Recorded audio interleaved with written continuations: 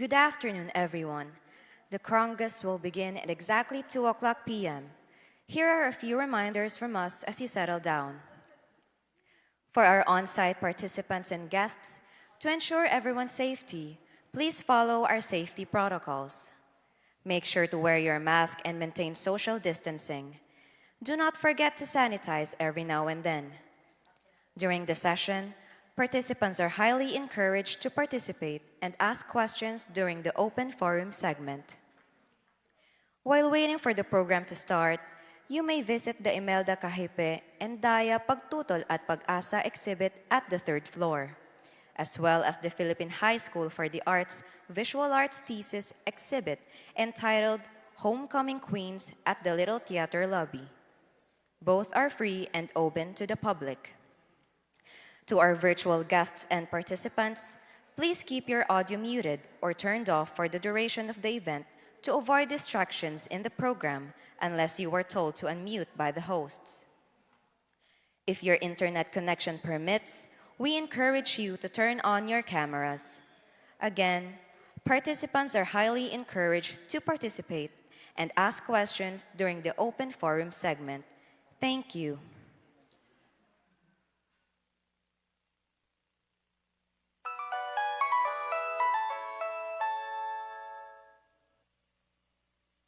We would like to request members of the audience to turn off their cell phones, which may interfere with the communications and sound system of the venue. We would like to request members of the audience to turn off their cell phones, which may interfere with the communications and sound system of the venue. In case of emergency, please remain calm. Our ushers and security personnel are trained to safely lead you out the various exits of the theater. Thank you. Kung may emergency, maging mahinahon. May sapat na kasanayan ng mga ushers at security personnel para ligtas kayong magabayan papalabas ng tanghalan. Maraming salamat po.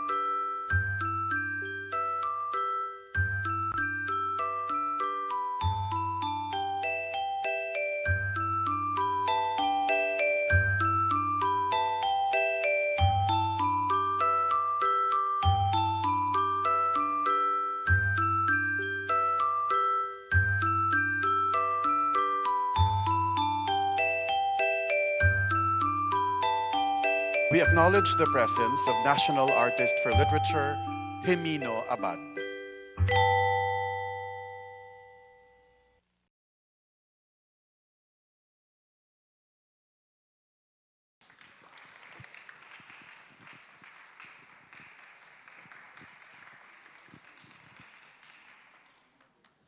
Ladies and gentlemen, please all rise for the singing of the Philippine National Anthem.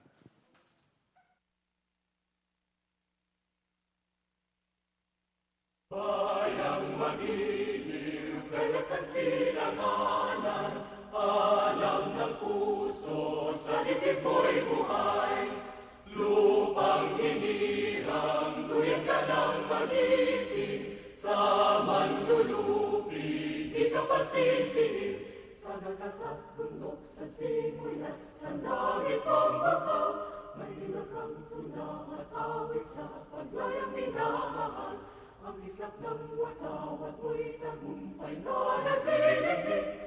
Ang bituin at harang niya kailan pa may di magdidilig. Lupa ng araw ng malaking pagsinta, buhay ay langit sa piling mo. Ang iligay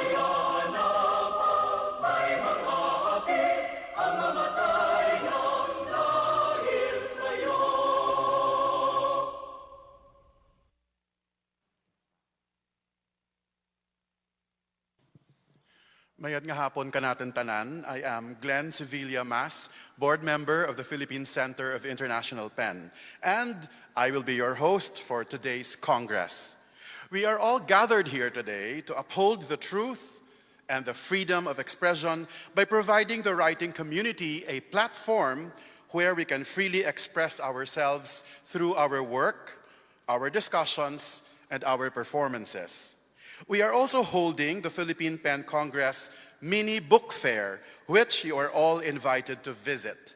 The participating publishers are as follows: Ricky Lee Productions, Good Intentions Publishing, BVV8 Media Productions, UST Publishing House, Aklat Alamid, and Milfores Publishing. You may have your book signed, of course, by your favorite authors who are present with us today. So now, ladies and gentlemen, here to deliver the message from the Cultural Center of the Philippines is Ms. Maria Margarita Moran Floyrendo, President and OIC Office of Artistic Director.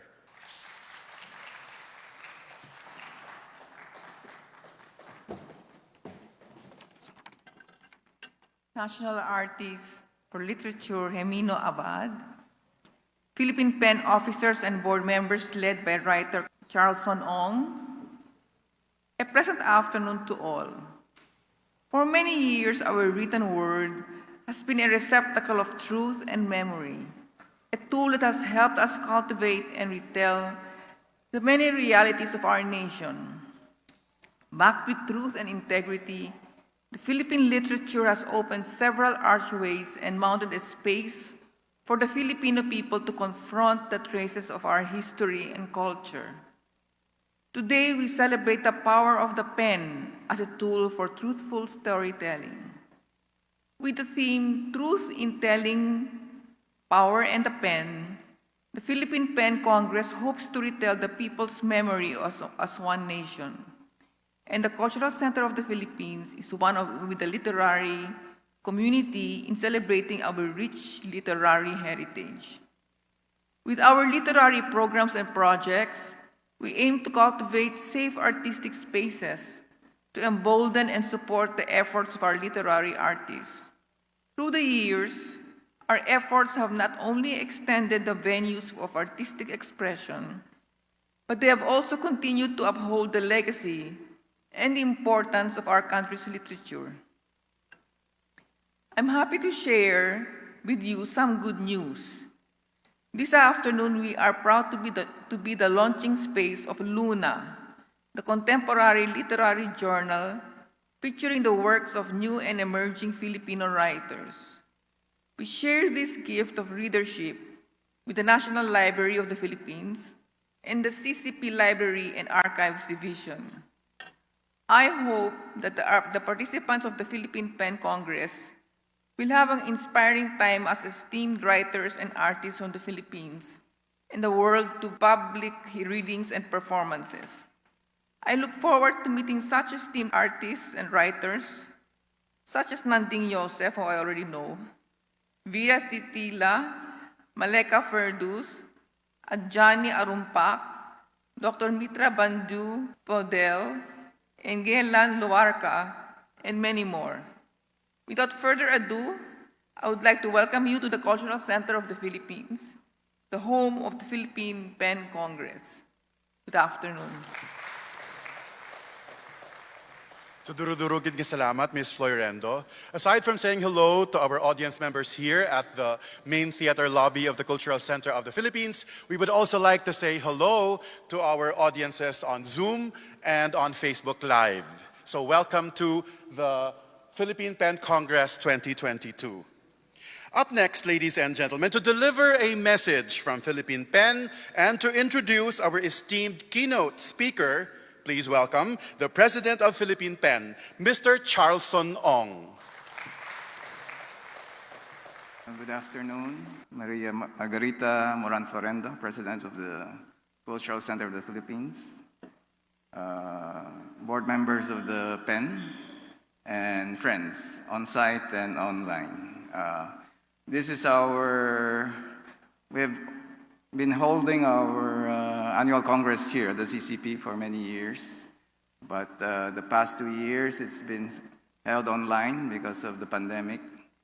And we're glad to be back, and we hope to continue to be part of the CCP program as well. It is my honor and deep pleasure to introduce our distinguished keynote speaker. He's actually been a dear friend and colleague at the UP for many decades. He's a great poet and I dare say one of the most decent human beings that I know. Dr. Hemino Abad, or Jimmy, the friends, was born in 1939 in Cebu to Jesusa Henson and Antonio Abad, himself a distinguished poet and novelist in Spanish. The Abads moved to Manila, where Antonio Abad taught at the Far Eastern University, and later at the UP, where he founded the Spanish department. Jimmy himself graduated cum laude from the UP Diliman in 1964 in English. But before that, by his own account, before he went to the UP, he attended the Jesuit seminary because he was then an admirer of the poet Gerald Manley Hopkins, who was a Jesuit priest. So he thought that to be a poet himself, he had to be a Jesuit. So he entered the seminary, and then he learned otherwise, I presume. But then, of course, the seminary gave him Greek, Latin, and his love for etymology. So if you want to know the root of any word in English, you can ask Jimmy. And so then he was enamored of the poet Robert Frost and thought that to write poetry, he had to be a farmer. So he went to the UP in Los Baños to study agriculture.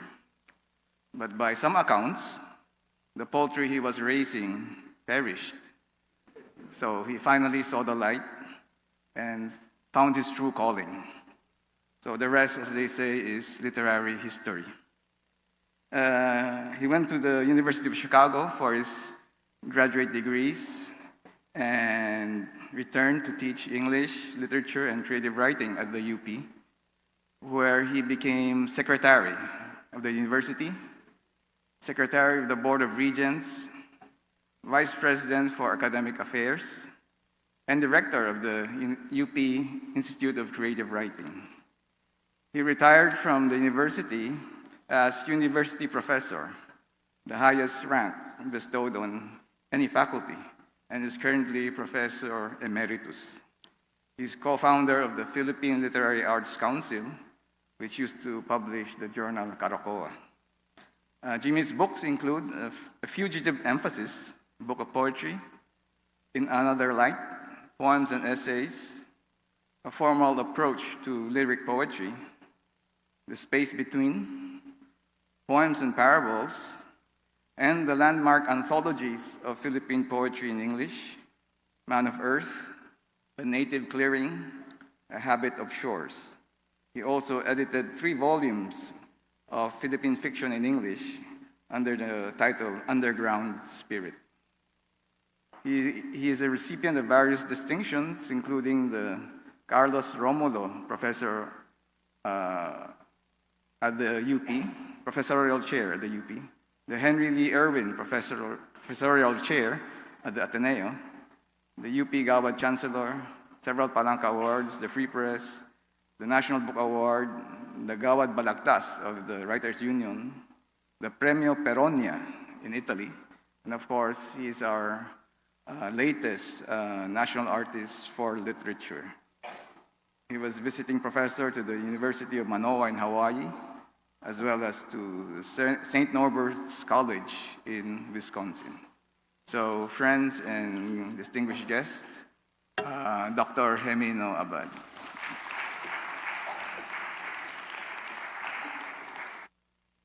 Good afternoon, everyone. I understand there is going to be an open forum, so I should tell you immediately that I am hard of hearing. one may ask oneself, why write at all? One possible general answer that tells the truth about writing is, I write to get real.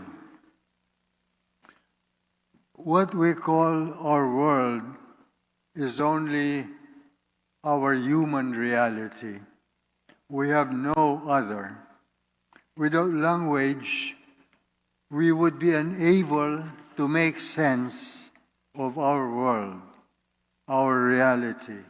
Our experience of living would have no meaning because our thoughts and feelings would have no medium. Without language, we would have no memory, no history, no culture, no civilization. We have no ready access to the other person's sense or consciousness of his world, his reality, except through what he says or writes. We have no access to all other creatures' sense or consciousness of their environment, their world. We can only imagine it. Our consciousness is our individual psyche, our inner self, our mind and heart. The English word psyche is from Greek psyche, meaning breath, principle of life, spirit or soul. Each one has his own individual psyche. Language is our mind's invention, our mind's imagination's finest invention. Language and imagination are one. Words are abstract concepts. We need to imagine what the words express. The word evokes an image. The image lights up its meaning. The word lion. Image, not a horse, lion. Dictatorship. What is your image of dictatorship? To think well is to imagine well. Mind and imagination are one. Concepts without intuition are blind. Intuitions without concept, empty, says Immanuel Kant, the philosopher. We are our words. On all our words speak true. A rose is a rose is a rose, says Gertrude Stein. A carabao is a carabao. Not a horse is a carabao. Honor in any language is honor, integrity of character. If then a word's nature or being is truth-saying, our own nature or being or essence is truth-seeking. Only the liar abuses, wastes language, deceives himself and others as well, and debases, corrupts his own nature, truth-saying. You know, I always encourage my students to look up the etymology of words. Where is that word coming from? The word human is from Latin humus, meaning earth, and it is related to the word humilis, humilis, humble, lowly.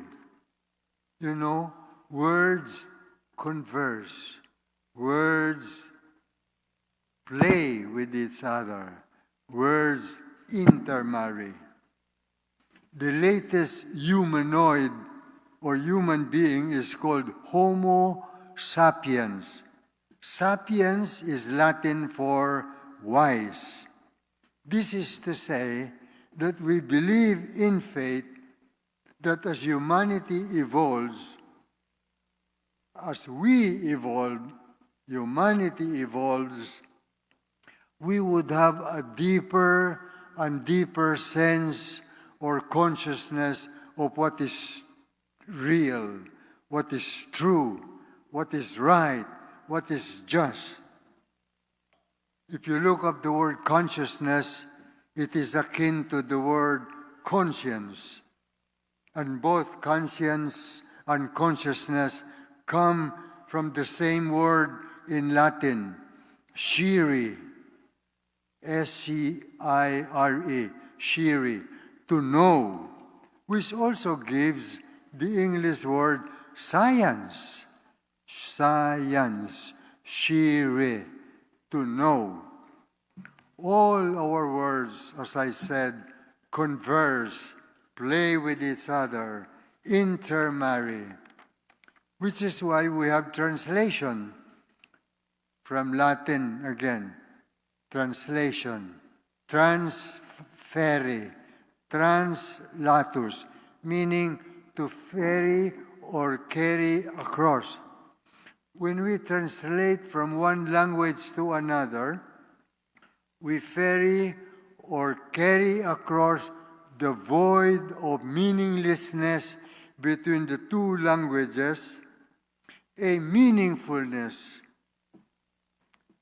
which both languages are shaping, speaking. All our words cry out for more light. We never cease to wonder and inquire. When we have no more questions, the quest ceases. The quest for what is real, what is true, what is right, what is just. Any text or word weave, again, texere, text, to weave. So a text is a word weave. Any word weave is a weave of meaning. Saysay in Tagalog, significance. But at times, what has been wrought or shaped by language from words and words has an ineffable depth of meaningfulness. Tagalog word is diwa, spirit or soul, which bears the writer's intuition or insight. Insight is the inscape of the writer's subject or theme, paksa, what he is talking or writing about. Insight or inscape is a luminance of thought that no idea or concept expresses. It is a radiancy of feeling that no thought apprehends. That is intuition, insight. Whatever one writes is not so much written in, but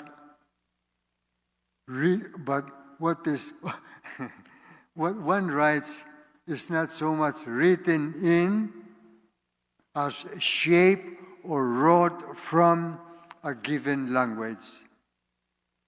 The text or word weave is constituted by language and imagination working in concert. The imagination makes real to the mind what the mind abstracts from experience, from our consciousness or sense of what is real, what is true, what is right, what is just. So, in the word weave or text, through all the words interplay, the words harmony in the text, one's subject or theme, paksa, one's own mind's import or meaning, one's own heart's feeling or burden, it is shaped and with the word comes alive in our mind and in the reader's mind. The reader of the text need only at times to be skeptical. There's that word again, skeptical, from Greek skeptikos, thoughtful, skeptestai, to look, to consider. So the reader of the text need only to reflect, to introspect, to discern, to go inside his own consciousness and listen quietly to his own spirit, where the word is our way, our truth, our life. So, as one reads and interprets, one is also read. What is read is one's own consciousness coming alight. The writer as artist, I'm now concluding. The writer as artist is a shaper of language. Over time, he discovers his own style, his own way with language, which Albert Camus defines as the simultaneous existence of reality and the mind that gives reality its form. The writer works the language as the farmer tills the soil to bear his crop. The writer finds his own way through the lexical wilderness of a given historical language and makes his own clearing there. The ground of language which he shapes is actually a people's culture through their history. Himself shaped by a given language from birth and by other language that he learns in his education, one is spoken for by language, by the words, but one may also, in his own time, as he matures and evolves, speak back with language and clarify, even modify a given outlook or understanding. Any language, Tagalog, English, whatever, as it has evolved, given an adequate mastery of the language, one can shape one's sense of country. Our literature then, wrote from rather than written in whatever language, is our people's memory. Whatever language is our people's memory. And a country is only as strong as her people's memory, imagination's heartland. One's country, like nation, abstract, is what one's imagination owes allegiance to. Thank you.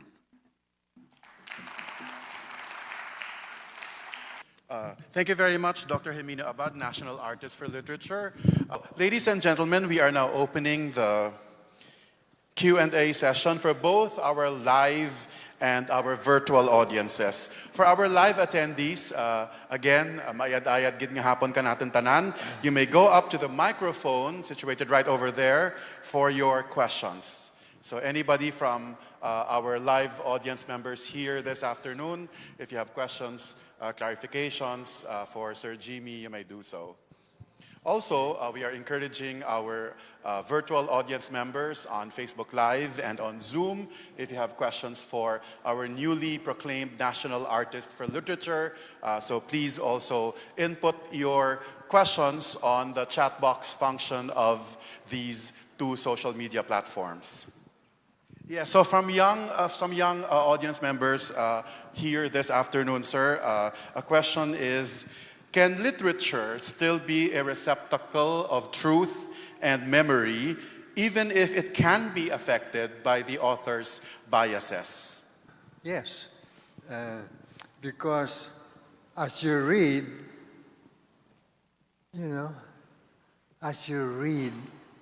you are actually also read. Because when you read, you interpret. The words will always mean something. The words in a given text,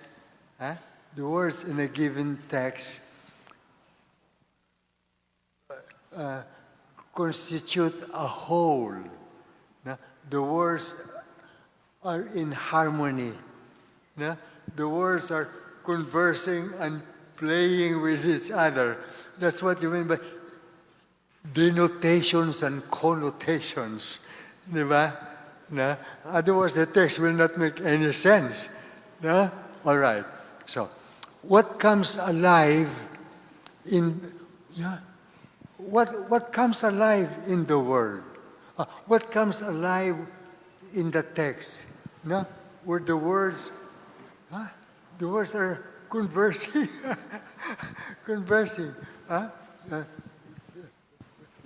You interpret, you get the meaning. No? Okay. But that is your conscious, your mind is working, right? Your mind is working. No? Otherwise, this doesn't make any sense. No? Oh, if you are moved, you understood something. No? Where did the understanding come from? It came from yourself also. Your consciousness. You cannot get away from yourself. You extract the meaning with your consciousness. You're aware of what the word. Okay? Yeah. Remember, you can be always skeptical. That is right. Yeah. But please remember that the word skeptical does not mean you are a nihilist. Oh, that's different. No, not skeptical is not nihilism. No, skeptical only means thoughtful.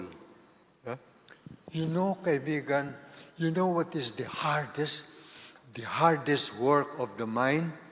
The hardest work of the mind is know yourself. That's the hardest work. Honestly. No, because to know yourself is to go inside yourself. That's why I like talking to myself. I actually like talking to myself. No? But nobody's around anyway. No? I like talking to myself. And when I talk to myself, sometimes, who are you? No? What did you do today? Now you're talking to yourself. Why were you angry today? What's the matter with you? Etc. See? You go inside yourself. You are more and more aware of yourself. Job is saying, he is a man of honor. He is a man of his word. I would love to be called, he is a man of his word. Okay? I think that's enough. I talk too much. That's what happens in class. I talk a lot.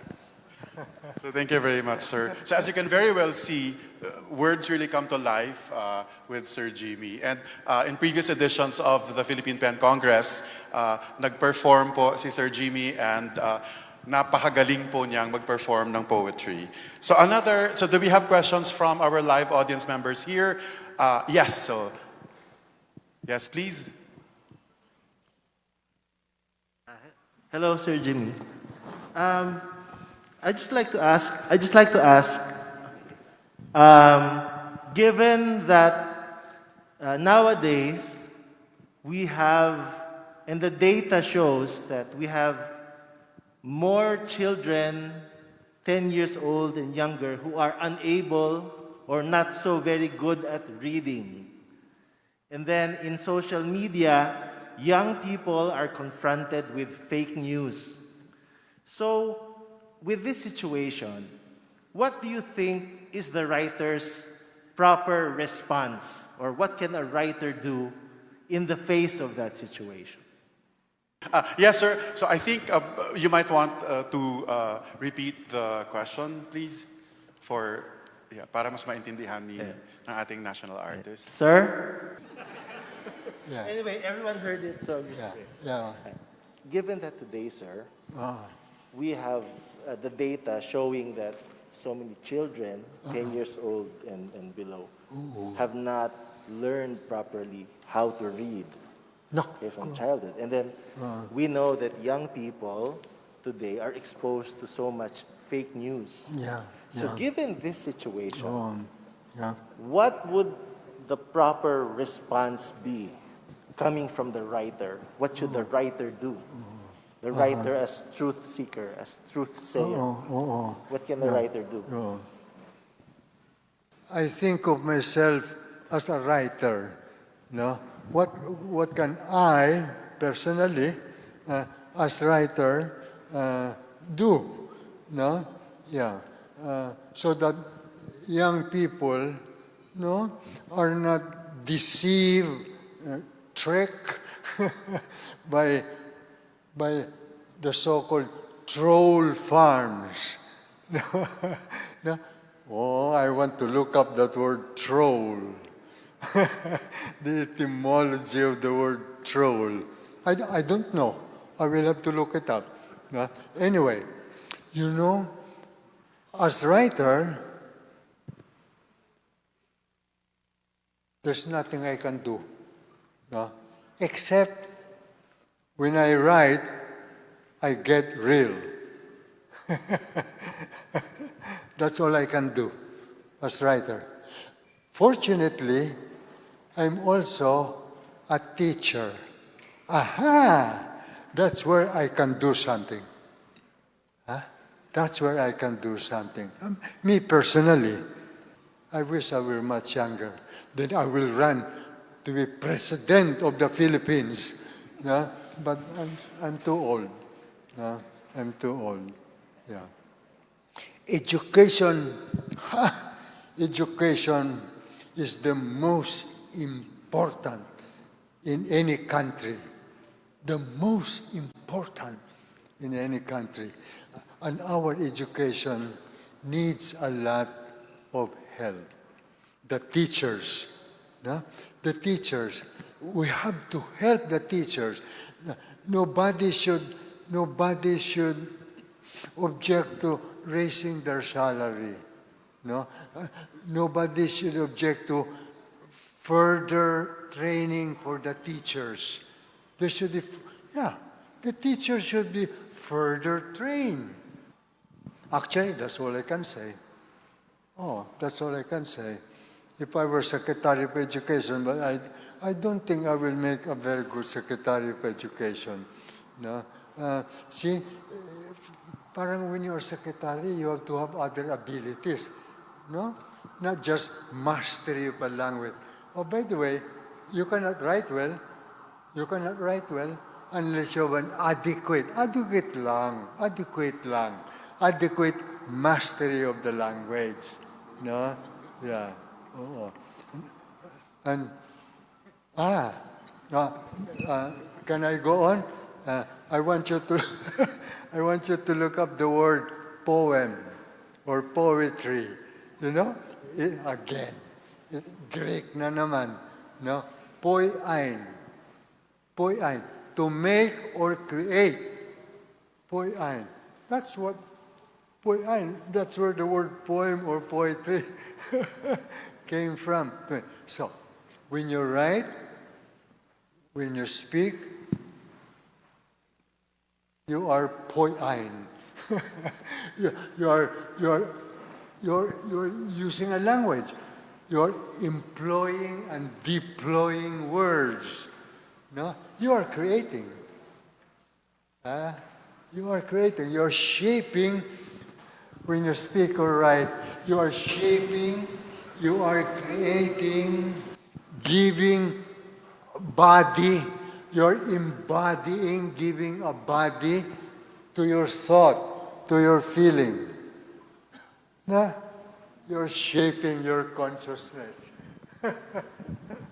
Yeah, that's what's happening. We're not aware of it. Di ba? When we talk, parang automatic. What words come to mind, we use. But when you write, you are more careful. Right? When you write, you are more careful. You think. You think well, you imagine well. Oh, there I go again. I talk too much. Next question. Okay, so thank you very much, Sir Jimmy. Also, so before we entertain more questions from our audience members here at the Cultural Center of the Philippines, we have a question from one of our Zoom audience members. So, yes, please, pasok. I actually don't know how we're going to go about this, but, My name is Babeth Lolarga, and I would like to follow up the gentleman's question regarding the how we are being swamped with fake information. In other words, with half-truths and untruths or lies. With so many young children, youth, and college students, and we are not even in the high level of educational attainment in the world. How do you think we can better ourselves by grasping? How do you help our youth and children learn to distinguish between truth that is important to the making of a memory of the nation and alternate realities that politicians are feeding us with? What do you think should writers do in order to wrest control of the truth instead of being charged with cyber libel and the like, the way Maria Ressa has faced? A poet like you, Sir Jimmy, will never be charged with libel or the sort, but you risked your neck during the time of Marcos when you came out with yellow confetti poems along with the PLAC members. And now with the pink books, which you offered to former Vice President Lenny. So how do we grasp the elusive truth in the face of all these lies that we are bombarded with every day by the propaganda machine of what is increasingly turning out to be a fascistic government? I think I have finally clarified my thoughts. In a nutshell, sir, the question is, how do you tell our children to learn to distinguish truth and alternate realities politicians are feeding us with?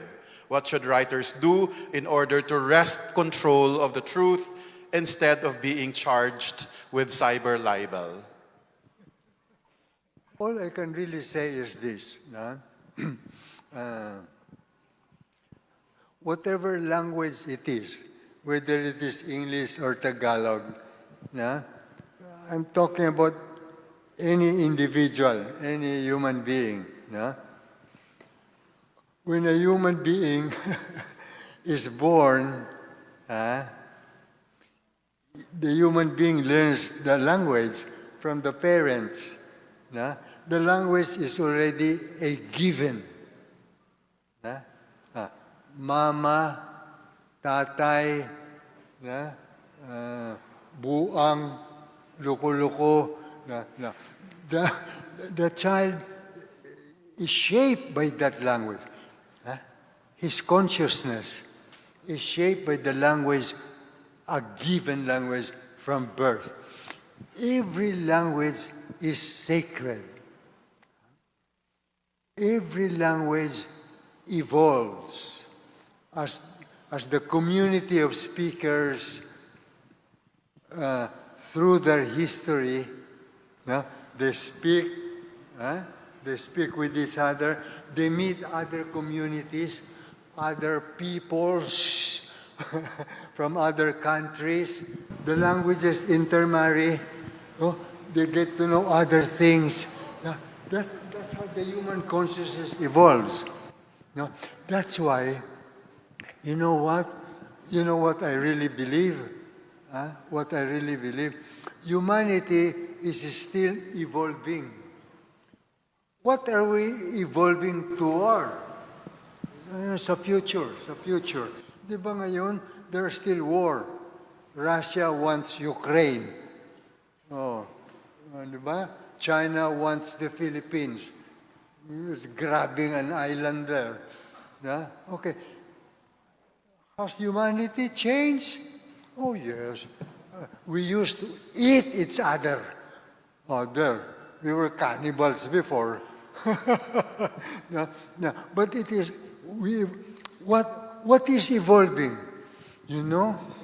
As more and more people, converse, meet, as more and more people learn other languages, etc., more and more people immigrate, they get to know. That's part of the evolution. The human consciousness is evolving toward what? Toward universal consciousness. In other words, we are evolving toward one whole community. My motto as a human being, as a member of humanity, my motto is what Nelson Mandela says, Ubuntu. I am because we are. We have only one nature. Ubuntu. That is the humanity's motto. I am because we are. We have only one nature. We have only one being.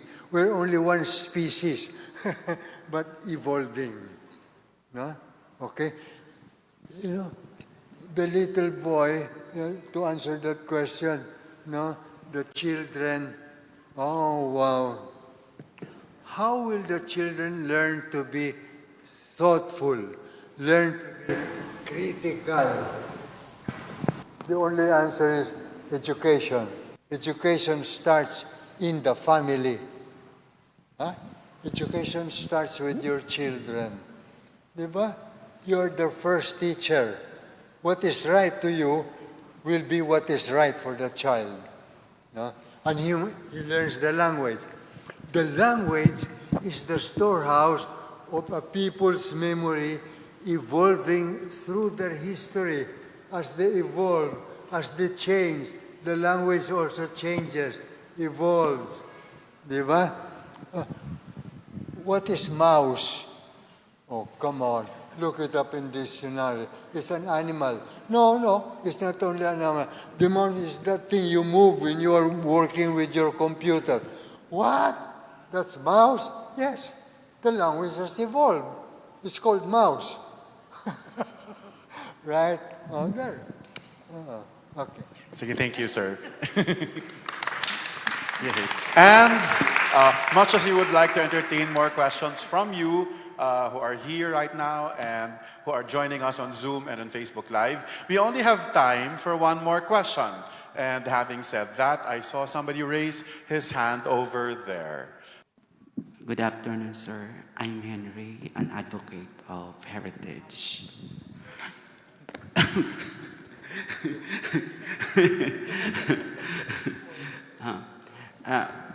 You are one of a kind, sir, because for me, you seems like you don't suffer from a cultural vertigo.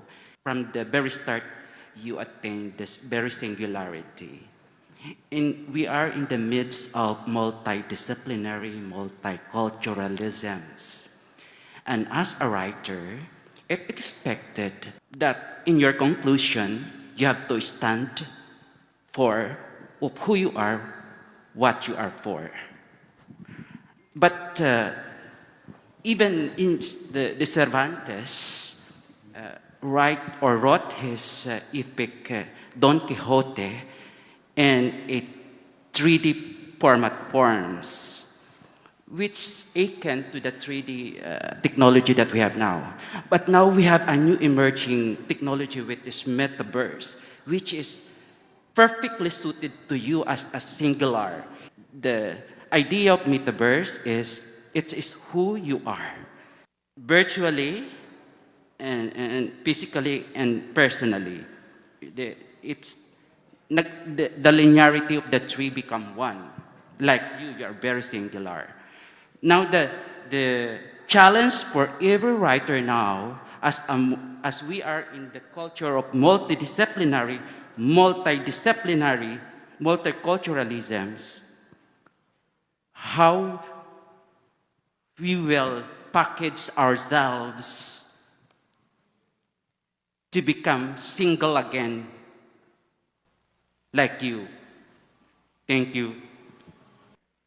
As a writer, you have to stand for who you are and what you stand for. Social media now has the power to define who you are. The challenge for every writer now, in the age of multiculturalism, is how we will package ourselves to become individuals again. Everything starts with yourself, your own self. Yeah? Everything starts there. What's that starting point? What is that starting point? I always remember Franz Arceliana. His only advice to writers, his one advice to writers in a writer's workshop. You know what he says? Get real. That's all he says. Get real. What does that mean? You know what that means? Go inside yourself. Know yourself. Who are you? It begins with self-knowledge. There's a saying, know thyself. That is the beginning of wisdom. Not knowledge, wisdom. Know yourself. I think that's the first job. And it does not end.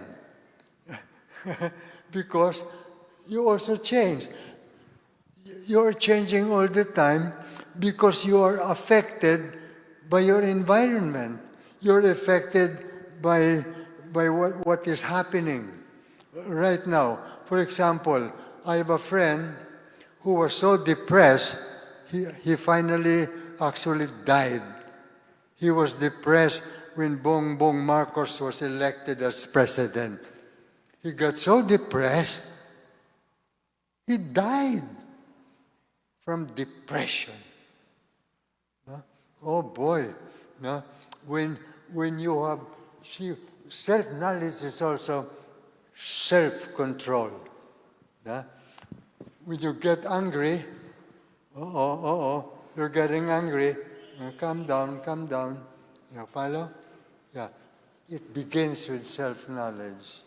Yeah. And how does that come about, self-knowledge? Naku, my dear friend, if you have families, it begins with the family. Huh? And that's why up to now I'm very much in love with my wife. You know why? Because of her, what you call NGO, non-government organization. Yung NGO niya is Ahon sa Hirap. Oh, she's helping the nanays. Yung Ahon sa Hirap, yung mga nanay of poor families. Oo. The nanays, it's a group. Because of there's an organization called Ahon sa Hirap. Land Bank is their bank. In other words, Land Bank trusts this nanay to borrow money from the bank. Because Ahon sa Hirap, if the nanays are not able to pay back the bank, they get together and pay the bank. You know? In other words, the nanay, somebody gets sick in the family, they have no money, Ahon is there to help them. No? To go to the hospital. Hospital, expensive. Huh? Ganon. Ahon sa Hirap. So it starts there. No? What is your job? What is your career? It starts with you. Diba? It starts with you. How are you doing in your work? What is your occupation? Are you doing well there? You know? You know what is the motto of UP? I don't know if UP students know what the motto of UP is. During my time, I knew what the UP motto is. Honor and excellence. Honor is integrity of character. Or that's knowing yourself. Integrity of character. And what is excellence? You know what is excellence? Not becoming superior to everybody else. No, that's not excellence. Excellence is doing your best, whatever it is you do. That's excellence. If we understand the words, that's gospel, huh? Nasa gospel yun. Huh? God, in the beginning is the Word, and the Word was God. If you're a Christian, you know what that is. You know? And in the Gospel also it says, the Word is the way and the truth and the life. Boy, that's how important language is. Without language, no critical thinking. Without education, no critical thinking. Okay. Yeah, nako, that's it. Ladies and gentlemen, a warm round of applause for our National Artist for Literature, Dr. Jimino Abad. At this point, ladies and gentlemen, to show our appreciation to Sir Jimmy, we would like to call on stage the new board members of the Philippine Center of International PEN to present a token of appreciation to Mr. Jimino Abad. So we would like to call on stage Eros S. Atalia. So I shall announce the newly elected board members of the Philippine Center of International PEN. Some of the board members are not here, but some are with us this afternoon. Some are based outside of Metro Manila, but they are joining us on Zoom right now. So the newly elected Philippine PEN board members are Eros S. Atalia, Maria Karina Africa Bolasco, Marnie Quilates, Sarge Angelo Lacuesta, Junli Lazaga, myself, Charlson Ong, Jenny Ortuste, Joel Pablo Salud, Beverly C., and Santiago Villafania. So again, we'd like to request the new board members of Philippine PEN to please join us on stage for the presentation of our token of appreciation for our speaker in this year's Congress, our National Artist for Literature, Dr. Jimino Abad.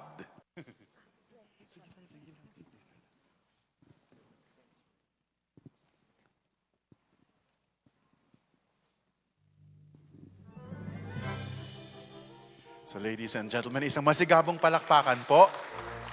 So salamat gid Sir Himino Abad, National Artist for Literature again, and congratulations to the newly elected board members of the Philippine Center of International PEN. At this point, magkakaroon daw po tayo ng photo opportunity with the board members as well as all our Zoom participants.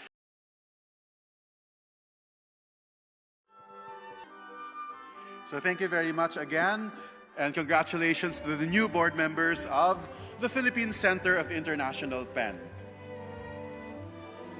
At this point, ladies and gentlemen, we would also wish to acknowledge the artist of this artwork. The artwork is called the Teodoro Alonso Reading Club, and the artist is Ma'am Imelda Kahipe Endaya. The painting, featured in the e-poster and promotional materials for our event, was created in 2011 with acrylic collage and found objects on canvas. Doña Teodora, or Lolay, took it upon herself to become the homeschool teacher of her own brood. She is known to have read and taught her children the Vulgata, or the Bible in Latin, Proverbs, stories, and history in Tagalog and Spanish. She also taught them to write poetry. In the Rizal home, she maintained a huge library for the family. Lolay set an example for Filipino women to pursue a lifetime education for themselves and their families. The Teodora Alonso Reading Club painting is based on a well-known group portrait of Lolay, her daughters, and granddaughters. The surface doubles as palimpsest, where an effaced archival image is reused. So salamat gid, Ma'am Imelda Kahipe Endaya, for sharing your artwork with us. At this point, ladies and gentlemen, we move on to the second part of this year's Congress, and I would like to call on stage my co-host. Ladies and gentlemen, please welcome Patricia Holgado of the CCP's Intertextual Division. So mayad nga hapon, Patricia. Good afternoon, everyone, and good afternoon, Sir Glenn. How are you doing so far? I'm doing fine. Well, very fine. Yes, just as I am. Okay, so now we will be continuing to the next part of today's program. I am Patricia Ann Holgado from Intertextual Division, and I will be the co-MC for Free the Word. Free the Word is a gathering for local and international readers, writers, and performers to transcend cultures and experiences with their voices and conversations about literature. Let us now begin this much-awaited segment. Our first artist in the lineup is Guelan Luarca, an award-winning playwright, translator, actor, and director. He recently adapted and directed Luwalhati Bautista's Desaparecidos and Mike De Leon's Batch 81 for the stage. His last directorial work was Dustin Celestino's Fermata for Virgin Lab Fest 17 at the Cultural Center of the Philippines. This year, he was awarded the Gawad Rolando Ateneo for Translation Prize by the National Commission for Culture and the Arts for his work on the plays of Glenn Sevilla Mas, his playwriting mentor. Guelan's plays have been anthologized in local and international publications. He teaches at the Fine Arts Department of the Loyola Schools and serves as the artistic director of Tanghalang Ateneo, the longest-running theater company in the Ateneo. He is currently taking up MFA playwriting at Hunter College, City University of New York. Magandang araw sa ating lahat. Ako po si Guelan Luarca. Ang babasahin ko ay mula sa dula na aking isinulat na pinamagatang Tanda, ukol sa isang karumaldumal na krimeng nangyari sa lungsod ng Maynila. Ang nagsasalita ay isang barangay chairman, si Dennis, mga 60 anyos. Kausap ang mga manonood. Binabalik tanaw niya ang isang alaala niya noong siya'y binata pa.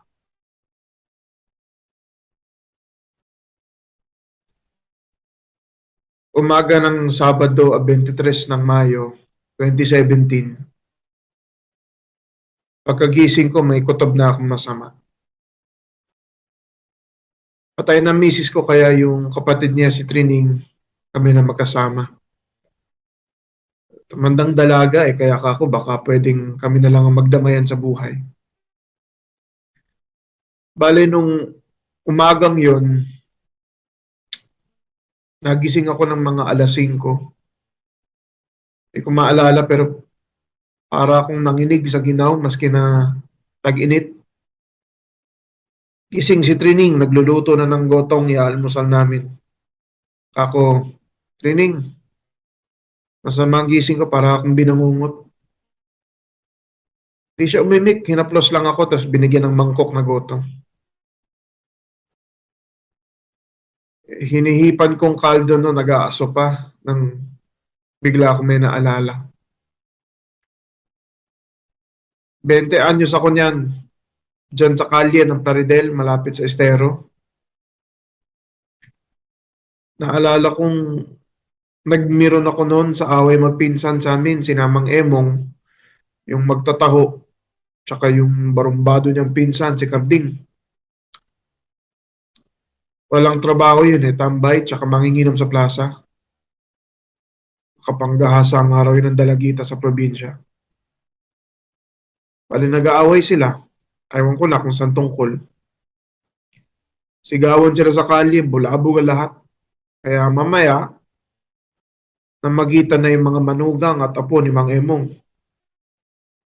Siyempre, napaatras si Carding. Lasing na nga, payatot pa kumpara sa mga apo ni Emong. Mga basketballista kasi yun sa high school, lalaking mama. Tawanan kami kasi jahing-jahe si Carding. Pasalampak na lang sa isang sulok. Tahimik na no, nag-alisa namang osyoso. Liban sa akin kasi pinanunood ko si Carding, awang-awa ako. Gusto ko sana tulungan Bigla, naglabasan uli yung mga manugang at apo ni Emong, parang hindi na kontento. Gustong kuyugin yung lasenggo. Nakabata ko pa no. Tagal na nito ba't sumulpot sa utak kong bigla na nangyari nga pala ito. At nasaksihan ko lahat. E di, pinalibutan ng malalaking mama si Carding. Pinagmumura nila, pinagtatadyakan. Pag nandun ka, di mo may isipan sumaklolo manunood ka lang. Nanood lang ako. Maya disperse na sila. Kita mo, duguan na yung lasenggo sa sahig. Tapos, bigla, may isang apo si Emong, tumakbong may dalang gaas. Inuhusan niya si Carding. Alala ko ang mukha ni Carding. Duguan, litong-lito, di niya alam kung ano yung binubuho sa kanya Tapos, may isa pang apo o manugang yata yun. Lumapit sa kanya, magsindi ng posporo, tapos tinapon sa lasenggo. Yung amoy, yung sigaw niya, walang tumulong. Walang umapula sa apoy. Tumalon si Carding sa esterong malapit pero huli na. Lumutang na lang yung bangkay niya sa maputik na tubig. Tandang-tanda ako. Nginig ako Bata ko pa nun. Ngayon matanda na ako tuwing inaalala ko nakaraan. Pulos magagandang larawan. Sariwa ang hangin. Mas malinis ang ilog Pasig. Hindi padagsaan ng tao. Mas matino ang mga tao. Walang karumal-dumal. Walang asal hayo. Tulad ngayon, overpopulation, usok, basura, patayan, kaliwat kanan. Kahit sa simbahan, magsimba ka, alam mo, iba na ang amoy ng hangin. Hindi na matakpan ng insenso ang dumi.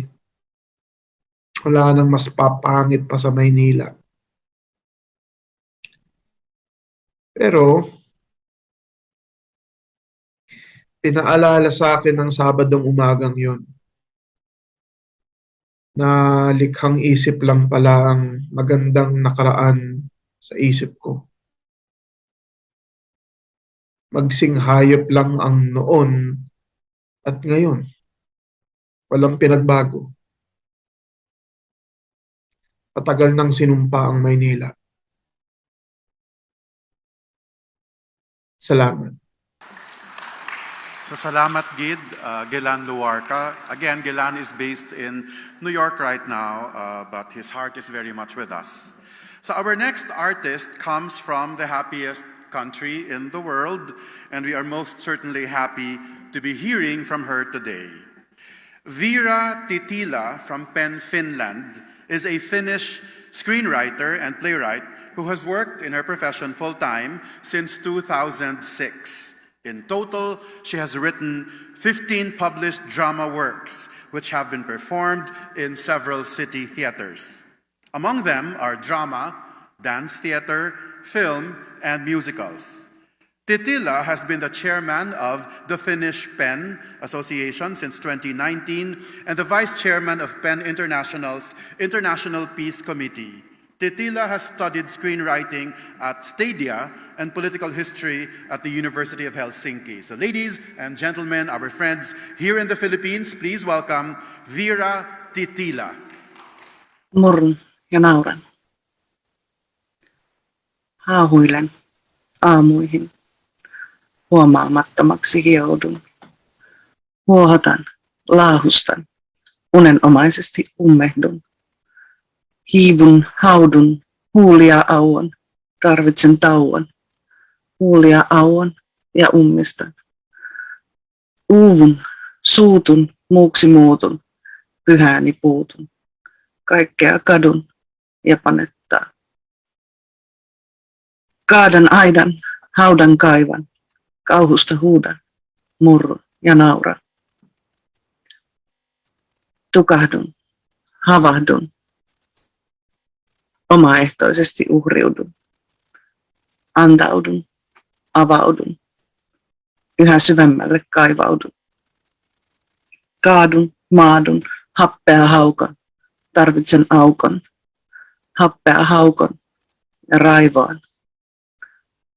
Turhaan uhmaan, kaiken uhraan, maineen tahraan, kaiken uhraan ja unohdun. Kaadan aidan, haudan kaivan, kauhusta huudan, murrun ja nauran. On taka-ajatuksia, katumuksia, halu palata, halata, karata, rokata, uskomuksia, kiusauksia, palata, halata, dokata, karata, rokata.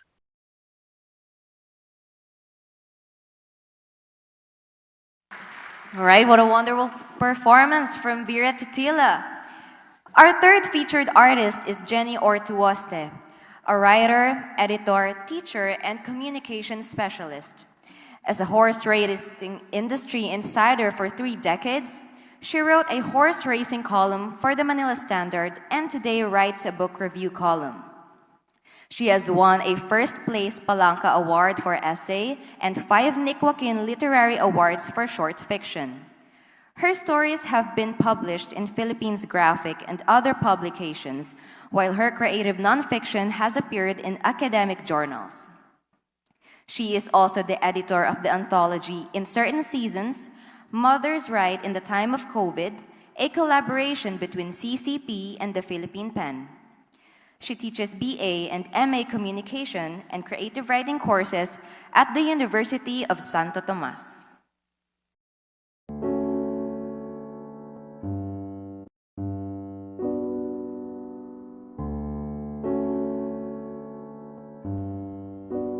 A male friend whose opinions I value highly told me some months ago, "Your opinion columns are getting better. As for the other stuff, try not to write like a girl." I was stung. "You say that like it's a bad thing," I said. What he meant is that he prefers my critical essays to the lyrical ones. I wanted to point out that he was expressing stereotypical notions of male equals logical and female equals emotional, but that wasn't his intention. However, this recalled to me studies that have found that the minds of men and women do work in different ways.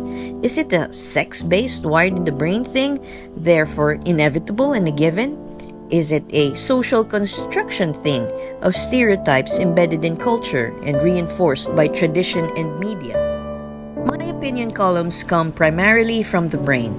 They are analyses of cultural phenomena in Philippine society, informed by social science and literary theory, and are social commentaries from my viewpoint as a communication practitioner and scholar and as a Filipino citizen. But they are also infused with heart and soul.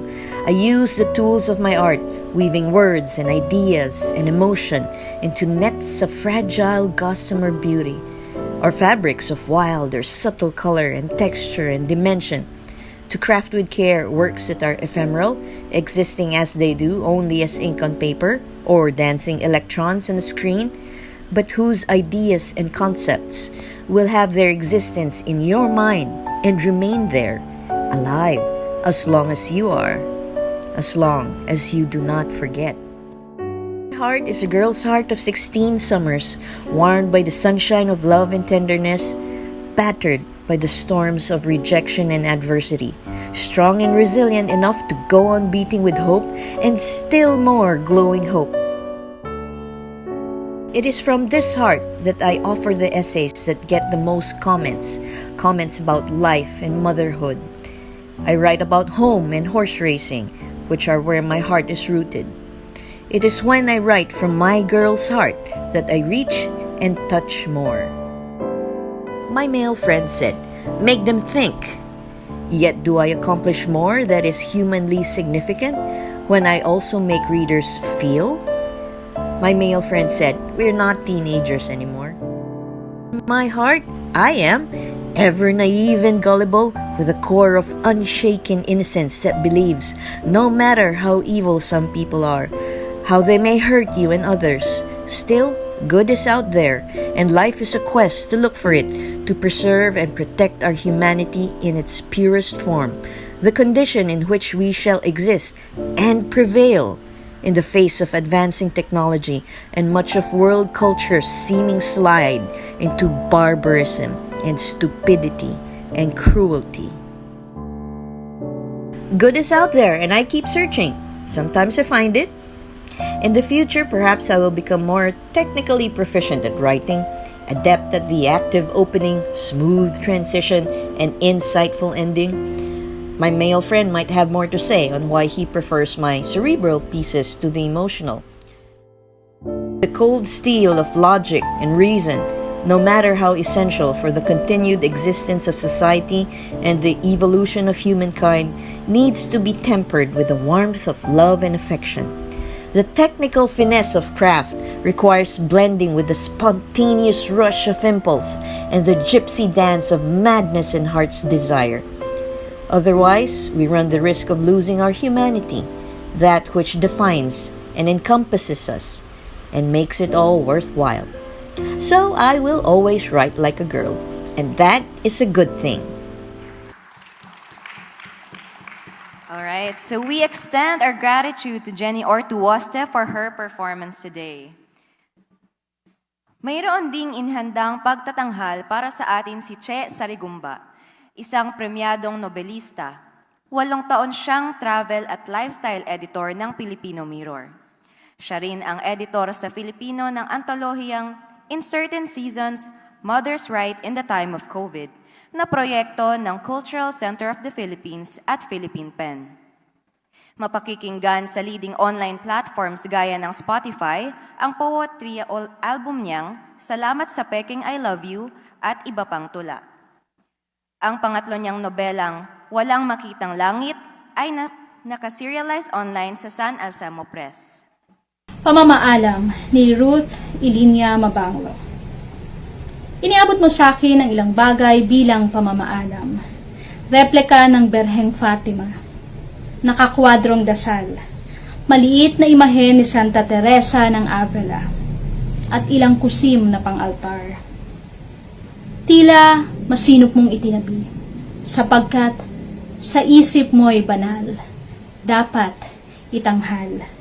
Gaya ng mga alaalang, kalakip ni ring ipinakikip-kip. Tinanggap ko naman, walang imik, bagaman sa isip, may mga diwang naglalaban. Dapat bang tanggihan o pasalamatan? Bakit inihahabilin sa isang di kaano-ano ang ganitong mga rekwerdo? Sinasaniban ako ng pagtataka. Ngunit, napipipi ang dila. Sinabi mong ipadadala sa text ang email address ng kapatid. Siyang inaanak ng aking may sakit na hindi mo sinilip kahit sansaglit. Napagal ka na ba sa pag-aandukha ng mga magulang mong pumakabila? Kaya ngayon nagkukumamot agad mawala ang mga nalabing tungkuling sa lakad mo'y aantala. Nang hinawa na rin marahil sa mga tagubiling, walang patid na madalas ilitanya o itawid ng mga hinlog mong makapangyarihan ng tinig. Ay, ano nga ba ang ating kaugnayan? Hindi tayo magkaano-ano. Ganitong mga nagdaang danas lamang naman ang ating napagsaluhan. Mga insidente at aksidenteng puta-putaking nagdaan sa ating buhay. Malapit na malayot, malayong malapit, nakatanod sa pagtatalamitan. Naiiba ba ito sa mga sinaunang salaysay? May darating at may magpapaalam. May iibis at may sasakay. Sa bawat kasalukuyan ng ating pag-iral. Maaring kumurot ang tuwa, umusbong ang luha, at lagi may antak na iwa. Naway hindi tumiwalag ang puso kung ugnay ay yumao. Naway hindi masaling ang kaluluwa kahit magtakip silim ang umaga. Naway hindi mapatid ang awit sa pagtigil ng hininga.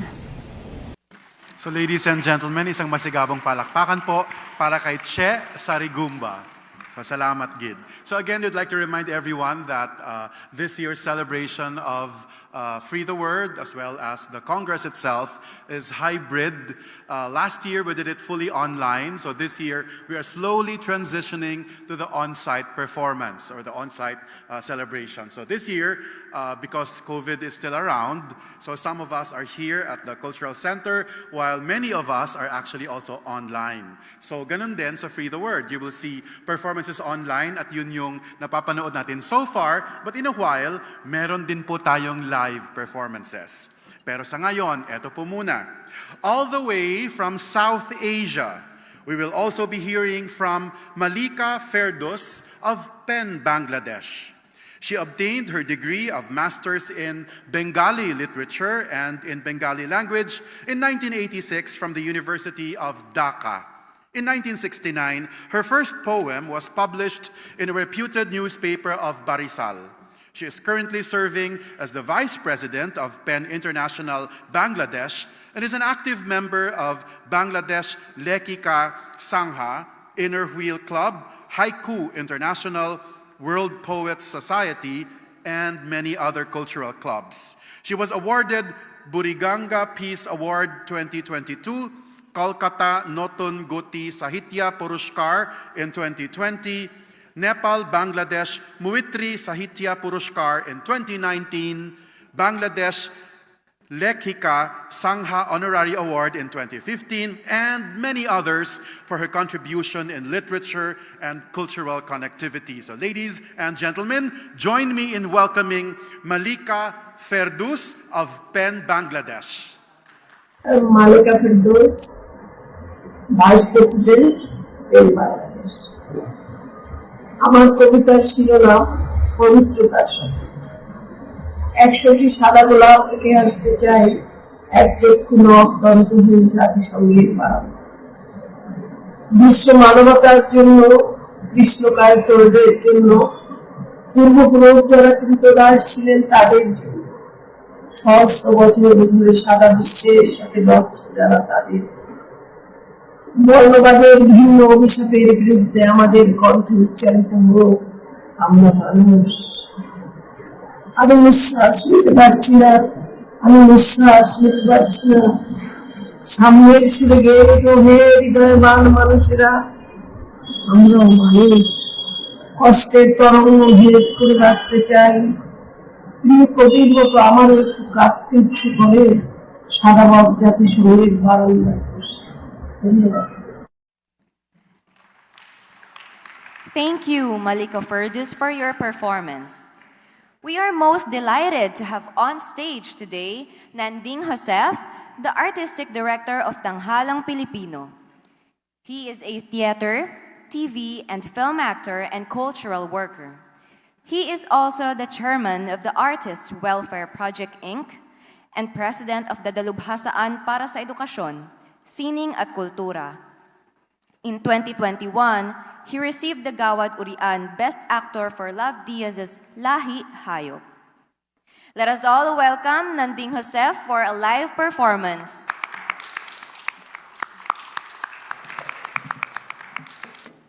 Magandang hapon po sa inyong lahat. Ito pong babasahin ko ay bahagi ng aming ongoing production sa Tanghalang Pilipino, Anak Datu, na sinulat ni Rodi Vera, direksyon ni Chris Miliado. Ito po ay monologue ni Jibin Arula, yung kaisa-isang survivor sa 1968 Jabida Massacre. Napakaraming taong napinsala. Minsan inisip ko, sana hindi na lang ako nabuhay para ikwento ito. Hindi ko ito naikwento, hindi sana naitayo ni Nur Miswari ang Moro National Liberation Front. At sana, hindi aabot sa mahigit 200,000 ang napaslang at patuloy na pinapaslang sa gyera sa Mindanao. Ako si Jibin Arula, tubong hulo, 27, walang trabaho. May nagsabi sa amin, may military training center sa Simunul, Tawi-Tawi. Di raw kailangang marunong bumasa o sumulat, tuturuan kaming humawak ng baril. Konting tanong-tanong, tanggap na kami agad. Tapos pahinga ilang araw. Tapos tinanong kami uli. Kung desidido na kayo, sasama kayo. Kung hindi, tumiwalag na kayo ngayon pa lang. Nung unang sabi sa amin, lalaban daw kami sa mga komunista. Pero nagbago yung kwento, papupuntahin daw kami sa Sabah at kami daw ay mag-uumpisa ng gulo. Pagkatapos, kung magkagulo na ron sa Malaysia, edi siyempre, magkukomplain ng Malaysia sa United Nations. Kaya ang sasagot ng Presidente ng Pilipinas, ay hindi naman kami tunay na military, kundi sundalo lang kami ng mga sultan ng Muslim. Yung mga sultan na Pilipinong Muslim na nagka-claim na kanila ang Sabah. Siyempre, napaisip din ako. Pero ang sabi kasi sa amin, kung aayaw kami, kailangan naming bayaran yung ginastos sa aming pagkain doon sa pagtulog habang nasa kampo ng Simunul. Wala naman akong pangtubos. Nagsimula kami maglakbay mula Simunul. 4 na araw kaming naglayag hanggang umabot kami sa isla ng Corregidor. 1 linggo na namin nilinis ang aming kwartel. Isang luma at abandonadong ospital ng panahon ng gyera. Yung mga opisyal namin, siyempre may sariling higaan. Kami, kung ano lang mahanap naming dantayan. Nagsimula yung training. Tinawag nila kaming Jabida. Hindi ko alam kung saan galing ang pangalang Jabida. Inimbento lang yata yon ni Colonel Martilino. Hindi naman salitang Muslim yun eh. Meron din kaming schooling. Ang plano, ihahatid kami ng eroplano, lulundag kami at gamit ang parachute, lalapag kami sa Sabah. Tinuro nila sa amin kung saan kami lalapag, pati ang mga gamit namin. Bibigyan daw kami ng pasaporte para makihalubilo at kumampanya sa mga Pilipino roon para maging kaanib namin sa aming rebelyon. Noon pa lang, naamoy na namin mali ito. Una, yung pangako nilang susweldohan kami dito sa korhedor, hindi naman nila binigay. Kaso, paano namin sila isusumbong sa mas mataas? Merong isang marunong sa aming sumulat at bumasa. Isang araw, ginamit ng kasama namin yung makinilya doon sa kampo ng mga opisyal. Pinirmahan namin ang petisyon. Padadala namin doon sa Malacanang. Nakahanap kami ng isang taong magdadala nito. Kalipas ang ilang araw, nagbago ang turing sa amin ng mga opisyal. Yun ang pinakamasasayang araw namin doon. Sumarap ang pagkain, naging maamo ang aming leader. Tapos biglang-bigla isang araw, Marso 18, nagbago ang hangin. Bakit yung ginawa yun? Dinisarmahan kaming mga tausug. Kala ninyo, hindi namin malalaman ang sulat na pinadala ninyo sa Malacanang pa? Bakit hindi nyo kami kinausap, ha? Top secret yun. Kung nagawa nyo ibunyag ang top secret, paano namin kayo pagkakatiwalaan? Nag-usap kami sa wikang tausug para di nila maintindihan. Dinisarmahan tayo, wala na tayong armas. Ano pala yung pinakain sa atin? Yung masarap. Sabi nung isa, ganun ang pinapakain sa taong bibitayin. Kinilabutan ako, tapos mabilis ang pangyayari. Pinasakay kami sa truck, dadalhin daw kami sa airport. Nakita namin yung daan, madilim, kinutuban na ako. Kami, anong gagawin sa amin? Pagdating sa may airport, pinababa kami. Line up! Line up daw kami. Yung iba sa amin, malakas ang kutob, kumaripas ang takbo. Doon na sila nagpaputok. Yung iba sa amin, binababa pa lang yung bag, hindi na nakatawag sa Allah o sa kanilang mga ina. Wala na akong narinig sa 11 kasama ko. Hindi ako tumigil sa pagkaripas ng takbo. Takbo! Takbo! Kahit anong mangyari, takbo! Hanggang sa mahulog ako sa bangin. Kumapit ako sa kahit anong makakapitang gumulong. Tapos putok ng baril. Hindi ako tumigil hanggat hindi ko nakikita yung baybay. Alam ko may tama ang aking hita, pero kailangan kong tumakas. Nakakita ako ng mahabang palotsina at lumusong ako sa dagat. Alam ko doon ang patungong Cavite. Natagpuan akong kakampay-kampay sa gitna ng laot ng isang pump boat. Sinagip ako ng mga sibilyan. Umabot kami sa barangay Palanggi sa Naik. At doon, nilipat ako sa tulong ng hepe ng pulisya sa bahay ng gobernador. At doon ko siniwalat ang ginawa sa amin. Ang unang massacre na ginawa ni Presidente Marcos sa mga Pilipinong Muslim. Mga 68 tausug.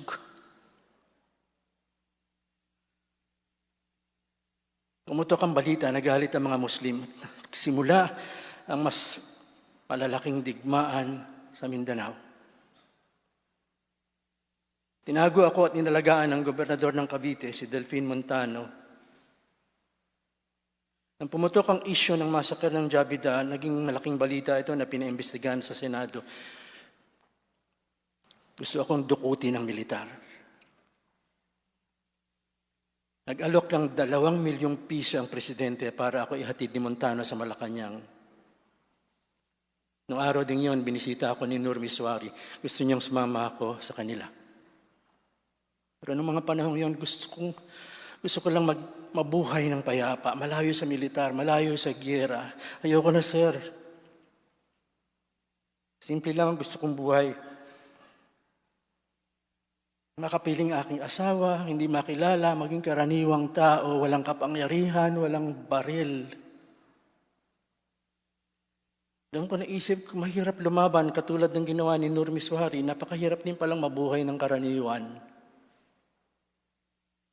Noong 1917, sabi sa akin ni Gobernador Montano, hindi na niya ako makukupkup.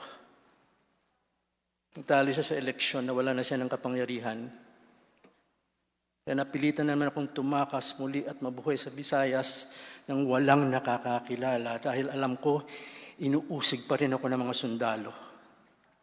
Mula doon sa pinagtataguan kong liblib na lugar sa Visayas, manaka-naka kong naririnig ng balita ng pagsabog, pagsunog, pagpatay sa mga kapatid na Muslim. Hindi ako nakaligtas, baka inubos nila ang mga Muslim. Pero sa kabila noon, sinira nila buhay ko. Dahil nanganib ang buhay ko, kinailangan kong iwan ang aking asawa na hindi ko na maaaring balikan pa. Dito may iba na akong asawa at mga anak. Hindi sila Moro. Walang malay sa kinagis ng kong hulo. Sa akin ito parang nagsisisi pa ako kung bakit ako nagreklamo o bakit pa ako nabuhay. Kasi napakaraming tao ang napinsala. Nagsisisi ako kasi sa loob ng 28 taon mula nang matatag ang MNLF na lumaban sa gobyerno. Sa salita na nga ni Miswari mismo, mahigit 200,000 ang taong namatay. Hindi ko alam kung tao niya lang yun o kung pati mga sundalo. Mahigit 200,000, baka kasama pati mga sibilyan. Hindi ako nabuhay at lumantad sa madla. Di walang MNLF, walang MILF. Nagsimula lahat sa akin. Tapos ito ako buhay. Lahat ng kasama ko patay. Sa ngayon po, kaya ako pumunta rito, pinagsisisihan ko ngayon nangyari noon na lumabas pa ako sa gobyerno, humingi ng tulong sa iba pa para lang maipagtanggol ang sarili ko. Pero ngayon lumabas ako para humingi ng tulong at tumulong na rin sa mga taga Mindanao, Muslim man o Kristiyano, na humingi ng katahimikan sa gobyerno. Ang gusto ko, pirmahan na ng gobyerno ang agreement sa MILF kung ano man yung napag-usapan nila. 67 na ako ngayon at alam ko, hindi na magbabago yung nangyari sa loob ng mga dekada. Pero naisip ko, ako ba'y duwag dahil nagpatay-patayan at tinakasan yung mga putok ng baril? Ako ba'y walang dangal? Dahil hanggang ngayon patuloy ako nagtatago sa paghahabol ng mga sundalo, pati na ng gobyerno. Yung sa ika-4 na pong anibersaryo ng massacre ng Jabida, bumalik ako sa 13 Martires upang hanapin ang mga taong tumulong sa akin. Wala na sila. Yung mga anak na lang ang aking natagpuan. Sa ka-4 na pong anibersaryo ng massacre, gininita namin ang pangyayari. Pinagtibay ang layunin ng pagkakaisa at kapayapaan. Ang hangad ko ay katahimikan, payak na buhay, kapayapaan. Hindi ako importanteng tao, at di maglalaon, mamamatay din ako. Pero gusto kong hingin ng tulong ng mga kapatid na Mindanawon, Muslim man o Kristiyano. Sa edad kong ito, sana wala nang digmaan sa Mindanao.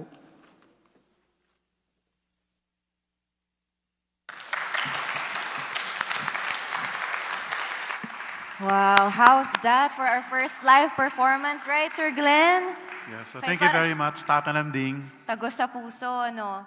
Okay, so we are really most grateful for having Tata Nanding and having his live performance here. But also here with us is Juan Equis. He has won Palanca Awards for his plays and poetry.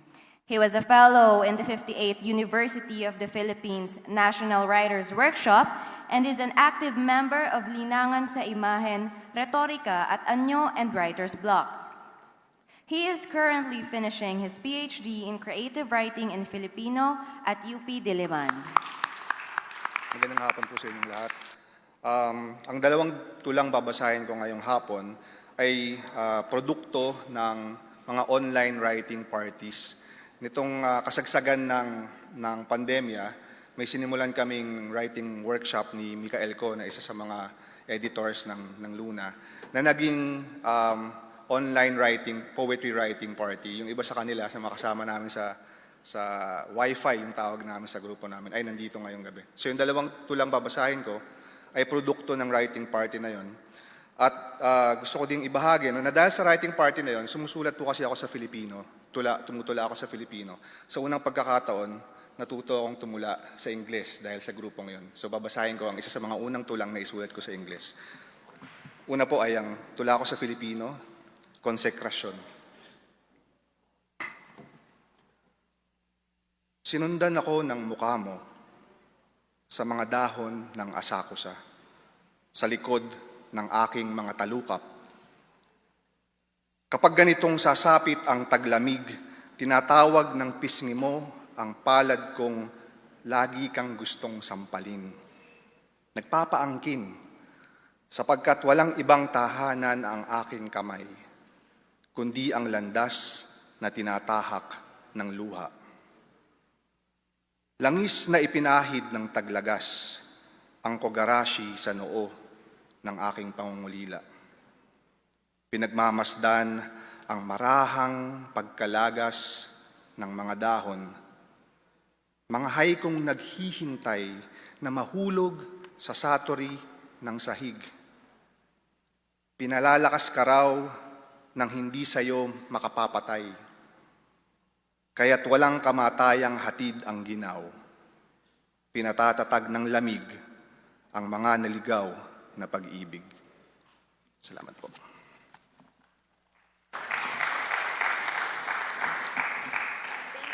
At ang pangalawang tula, isa sa mga una kong English poems. There is no gentle here. When dinosaurs learned to sigh, the earth had to end them because they had no oldness of tongue to utter their painful verses with. It was mercy, it was a mercy really, for Eden to reach out of the void, take the terror of angels as knife, as asteroid, and wound herself while she sings these gentle giants a dirge because it was easier to die than to learn how to rhyme and speak in eros. Whose idea was it to replace them with us who knew the tongue? Now, there is no gentle here because we have all the words for wound, grief, pain, hurt, sugat, bigag, bisay, lugad, dalit, pagkamuot, pagsinta, pagmamahal, pag-ibig. Would the beasts have spoken poetry eventually had they learned to name that longing for light? Perhaps they were never ended. The asteroid, a punctuation, the beginning of the next verse, a myth to justify why poets are beasts. Maraming salamat po. Thank you, Juan Ekis, for the delightful performance. So, if any of you are interested po, madaming book sales dyan around here, so you can buy any of the books you want after the event. So, kamusta ka naman, Sir Glenn? Okay naman. Si Juan Ekis pala, in case you're a theater lover at nanood ka ng Virgin Love Fest this year, isa po sa parang pinag-usapan at pinagkaguluhan na dula, yung dula niya. Ito yung very delightful na may dala akong pansit. Kung hindi ninyo napanood ito this year, ito po ay papalabas uli next year kasi nasama siya sa revisited set na ipapalabas next year sa Virgin Lab Fest. So ayun, most wonderful. Congratulations ulit, Juan Ekis. So yes, we are ready to move on with more performances of Free the Word. Okay, so also gracing with us, her presence is Eliza Tagilaso, a resident doctor training in general surgery at Ospital ng Muntinlupa. Her poems have appeared in High Chair, Stone Telling Magazine, Philippines Free Press, and Kritika Kultura, among others. She takes care of a fat hedgehog called Coco. Once again, Eliza Tagilaso for our live performance. Good afternoon po. I'll just be reading 2 poems. The first one is about my great-grandfather, so it's called Great-Grandfather. In Delhi, the fires simply do not stop burning, begins the reporter covering how makeshift crematoriums have sprung up overnight outside hospitals. Thus far, the death toll rings to about 1 million or so. I have lost count. How easy do names and lives burn into figures blinking on a screen, ash floating into the night. I remember my great-grandfather, born a good 100 years or so before this plague. He was a Vaisya whose mother was tainted with foreign blood, and so defying what was predestined to those of the lower caste, he left India when he came of age, leaving the land where gods walk the soft, gold earth, where curious spices grew from their holy footprints. Perhaps Shiva frowned at this migration, or maybe Kali sought my Lola's ship with 1,000 tiny swords disguised as rain. Perhaps he prayed too much or too little. How much does one offer a handful of gods before they cast their celestial eyes on our affairs? How much incense will cloud a room before one is deemed good and deserving of riches? He was a quiet immigrant who eased himself into a small barrio in Dagupan in the 1920s, where he met and married my great-grandmother. Instead of elephants, his wares were carried on the backs of carabaos, trudging the morning mud that bore floodwater and mosquitoes instead of magic. He made it alive through the world wars without making much of a fuss. Of everything he saw, he spoke little. Of his old gods, he spoke even less, used up all his words for prayer. He died lucky and peaceful, decades before the world even had a whiff of the sickness that would decimate hundreds of millions, burning people despite their prayers. We scattered his ashes miles away from the Ganges in the humble body of Manila Bay, where Kali's swords lay aged but waiting, hidden in a blanket of water, eyes burning bright as 1,000 suns. Thank you. And then this next poem, it's very short. It's called Evidence. So if you watch the news, you might have heard about this. I refuse to find proof of innocence. The halls of court are narrow and dim. The air reeks of age and names forgotten. They shot him in plain sight. 17 witnesses to the cry for help, begging for another 24 hours to breathe. He was given 30 bullets to the chest, said the coroner. Point of entry riddling the body like a constellation. Plain blue sky broken by an exclamation of please, that unflinching velocity of a body left without a choice but to run. A black revolver blooms within the bag. Books remain scattered by the road. There was an attempt at escape. They will call this evidence as they pronounce him dead. They will place the cold slab of his heart on a scale and swear how it weighs heavier than a feather. Thank you. Thank you so much, Miss Eliza Tagilaso, for her remarkable performance.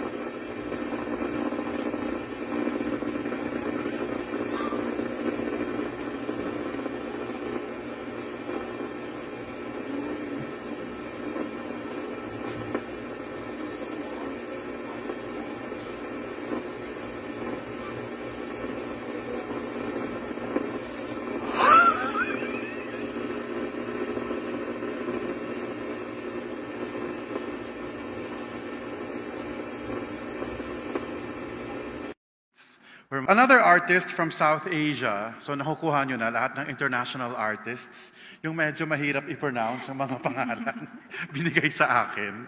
Ikaw na bahala dyan, Sir Glenn. Correct. So another artist from South Asia, Dr. Mitra Bandupudel from Pen, Nepal, is a prolific Nepali poet and writer. He is the Joint Secretary of PEN International Nepal Chapter and General Secretary of Traditional Poetry Writers Association of the World. Dr. Pudel is also the VP of the Center for Diplomacy and Development, and he writes poetry, fiction, and non-fiction. Ladies and gentlemen, a warm round of applause to welcome the performance of Dr. Mitra Bandupudel from PEN, Nepal. मेरो नाम मित्र बन्धु पौडेल। आज म यहाँहरू माझ एउटा कविता लिएर उपस्थित भइसकेको छु। कविताको शीर्षक छ भोग्दैछु नियति अर्जुन या कर्ण। यति बेला शब्दका तीरले थिलथिलिएको छु, यति बेला शब्दका तीरले थिलथिलिएको छु, आफैले ताँदो हालेर फालेका शब्दहरूका। उति बेला शब्दहरू बर्सन्थे, तिनमा तागत हुन्थ्यो, गाण्डीवको अक्षय ठोक्रो जस्तै। मेरा शब्द बाणहरू लक्ष्य भेद गरिसकेपछि फेरि मेरै ठोक्रोमा फर्कन्थे। उति बेला शब्दहरू बर्सन्थे, तिनमा तागत हुन्थ्यो, गाण्डीवको अक्षय ठोक्रो जस्तै। मेरा शब्द बाणहरू लक्ष्य भेद गरिसकेपछि फेरि मेरै ठोक्रोमा फर्कन्थे। तिनमा शक्ति थियो, ती रितिँदैनथे। मसँगै मेरो साथमा त्यति बेला हनुमान थिए, कृष्ण थिए, त्यसैले म अर्जुन थिए। त्यति बेला हनुमान थिए, कृष्ण थिए, त्यसैले म अर्जुन थिए। अहिले कोही देखिन्नन् वरिपरि, अहिले कोही देखिन्नन् वरिपरि, छाडेर गइसकेछन्। सबैले छाडेर गइसकेपछि आज मलाई महाभारतमै नभएको नितान्त एक्लो कसले बनायो अर्जुन? उति बेला मन्त्रले अभिमन्त्रित भएर चलेका थिए सायद मेरा शब्दका बाणहरू। उति बेला मन्त्रले अभिमन्त्रित भएर चलेका थिए सायद मेरा शब्दका बाणहरू विजय धनुबाट। र तिनले घायल बनाएका थिए बैरीहरूलाई, जे थिए शक्तिशाली थिए। समयसँगै मेरा मिथ्याहरू नटिक्दा आफ्नै बोली विरुद्ध समय परशुराम बनेर श्राप दिइसकेपछि सारथी शैल्य भएर पनि केही नलाग्दो रहेछ। यति बेला फसेको छु यतै कतै, मसँगै फसेको छ शक्तिको रथ। यति बेला फसेको छु यतै कतै, मसँगै फसेको छ शक्तिको रथ। विजय धनु रथमै राखेर भ्रान्तिको खाडलबाट नियतिका पाङ्राहरू उचाल्दैछु। परशुराम श्रापित महाभारतको जस्तै म एक विस्मृत सेनापति कर्ण। सबै बिर्सिएको छु यति बेला, यति नै बेला ममाथि कसले चलायो गाण्डीव? म एक विस्मृत सेनापति कर्ण, सबै बिर्सिएको छु यति बेला, यति नै बेला ममाथि कसले चलायो गाण्डीव? धन्यवाद। Thank you very much, Dr. Mitra Bandupudel. Our next performers are Ariel Magno and Pam Sanchez. Ariel Magno is an actor and a writer for Icarus Theater Collaborative. Her career started with the repertory Philippines, Snow White and the Seven Dwarfs, and it snowballed from there, opening doors to multiple theater companies like Full House Theater Company and so on. She is also part of the original cast for Mula sa Buwan in 2016 to 2017 and recently played Portia's counterpart in Pound of Flesh, Mga Anak ng Lupa, Icarus Theater Collaborative's adaptation of Shakespeare's Merchant of Venice. Pam Sanchez is a voice actor and singer. She was a member of Teatro Paulino and was a Gawad de Lima awardee at DLSU Culture and Arts Office. She currently works as a marketing professional. Once again, Ariel Magno and Pam Sanchez for their live performance.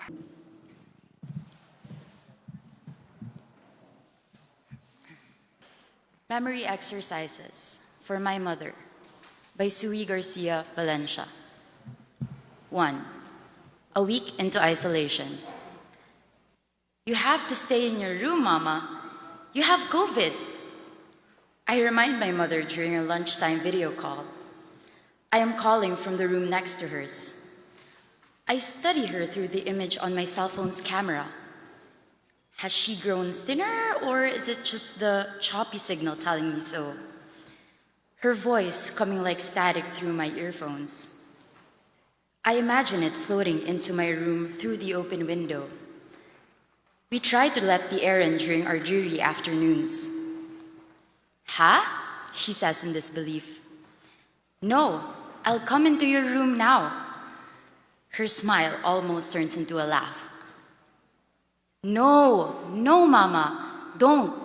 You have the virus. You can't come out of your room," I insist, slowing my words down so that I am sure she hears me. Ha? COVID? I don't have COVID. Di pa ba tapos yun? Yung sakit? Di pa ba tapos yung sakit? She asks that question a lot. Di pa ba tapos yung sakit? Hindi pa, Mama. I'll see you soon, okay? Kuya will bring in your food later. Try to eat it all so you can take all your medicines. I smile into the camera as she waves goodbye. I end the call and remember the days her second stroke took pieces of my mother away from me. Those days of no memory. 2. Days after discharge, 2019. "Mama, what's your name?" I ask my mother before giving her one last pill before bedtime. "Lynn," she answers promptly. "What's my name?" I say. "Curly." I hold up her favorite stuffed toy, a blind lamb given to me by a seminarian friend. "What's his name?" "Priest." This she never forgets. I continue. "Mama, can you give me words that start with the letter S?" I try to recall the questions the postgraduate intern asked her at the hospital, but this is the one I remember the most. There's a long pause. My mother furrows her eyebrows, frowns. "I forgot," she tells me. "I know the letter S, but ang hirap mag-isip." "How do you say banana in Tagalog, Mama?" I tip her off. "Saging," she exclaims. I push on. "Mama, where do you live?" I ask my mother tonight. I make her sit on the bed with me so that she doesn't go back to lying down, so that the pain in her lower back might disappear. "I live in a house," she answers simply. "Where's your house?" I continue. "Next to yours." She points in the direction of her room. "What number is your house?" Again, a pause. 8? She guesses. "Oh, and what number is mine? What number comes after 8? She stares at the ceiling before she comes up with an answer. 10? I usher the memories out of the dark crevices of her mind, bringing them to light. We try to do sums. She does all right until the numbers turn into 3-digit monsters. "I'm tired," my mother tells me, stifling a yawn. "But Mama, you slept all day," I say. "Oh no." There's a bit of the old sing-song in her voice. "We went out today." We had gone to visit her neurologist. "Really? Where did we go?" "Oh, we just stayed at the house." "But I thought we went out, Mama." "Oh, we did. What did we do?" "We played video games." "Yes, video games." Mama smiles at me as she gets up, clumsily still, from my bed. As I watch her, I can't help but notice how childlike my mother's smiling eyes have become. She heads for the door, and just before she leaves, she waves at me, "Good night," she says. "Good night, Mama," I reply, unsure if she hears me. 3. Morning Music, An Act of Finding. Sweet Caroline by Neil Diamond. I enter my mother's room a little past 7. She is asleep, lying on her back with her hands crossed as though in prayer. "Mama!" I walk towards her bed, trying to wake her. She stirs. "How are you today?" I bend down to give her a kiss. Her body is warm, fresh from night's sleep, the morning sun shining into the room through the half-drawn curtains. "I'm fine. How are you?" Her voice is low as she pulls me in a hug and kisses my forehead. "I'm okay." We lay there for a minute or two. In this moment, I do not feel like giving her the before-breakfast pill or taking her fasting blood sugar. The whole house is still asleep, I figured, so I leave the routine for later. I untangle my headphones and hand them to her. "Let's have some music," I suggest. Excited? She puts the headphones on. I turn up the volume and play the song, Neil Diamond's Sweet Caroline. Her favorite because her name is Caroline. Her lips curve into a smile. She taps her finger as she mumbles along to Diamond's croning. Morning Has Broken by Cat Stevens. As soon as the song ends, I click on another one of her favorites so as not to snap her out of her reverie. She beats her hands to the opening bars of Morning Has Broken, eyes still half asleep. When her forehead creases mid-song, I tense up a little. But then she starts singing. "Sweet the rain's new fall, sunlit from heaven." I look out the window and watch the sunlight stream in, happy in the moment. Radio Gaga by Queen. The next video, the Live Aid version of Queen's Radio Gaga, has Mommy clapping her hands and jiggling her shoulders.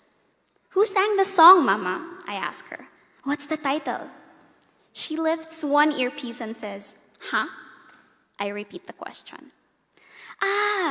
Radio Gaga by... I forgot. She puts the earpiece back into place and smiles. I decide not to push. Immigrant's Song by Led Zeppelin. Before her stroke, this song blared from our computer speakers no matter the time of day. My mother adores Robert Plant and would often sing along. My mother's eyes light up at the sound of Plant's opening scream. She balls her hands into fists and starts punching the air, starting to move her body, but not getting up from the bed. "What song is this, Mama?" I ask her. "Led Zepp, yeah, man!" "That's right, yeah!" I give my mother a high five. She gets up from the bed, fixing the headphones quickly so as not to miss her favorite band's brilliance. "I need to pee," she laughs. She gets up and dances to the bathroom. Behind her, I watch, thinking how gloriously the morning has broken. 4. A day before the isolation ends. I spent most of the day in my room, emerging from it only to say a quick hello to my brother, who, since Mama's positive result, has been sleeping and working in our living room dining area, and to refill my bottle of water. My eyes glaze over my mother's closed bedroom door, a rosary hanging from its knob on either side. I clutch the knob and turn it. I peer in and see my mother lying on her bed, tinkering with her phone. She looks in my direction, a smile spreading across her face as she sits up to return my greeting. "You look pretty today," she says. "Have you eaten?" "Yes, I have," I tell her, careful to not enter the room and still keeping my distance. She gets up, half expecting me to come in. I sigh. I do not tell her how happy I am to see her smile again. A spark slowly returning in her eyes. The image, a far cry from the woman hooked up to an oxygen mask just a few days ago. "I'll see you soon, Ma," I tell her instead. My mother waves as I close the door. We have survived. Once again, I have found my mother.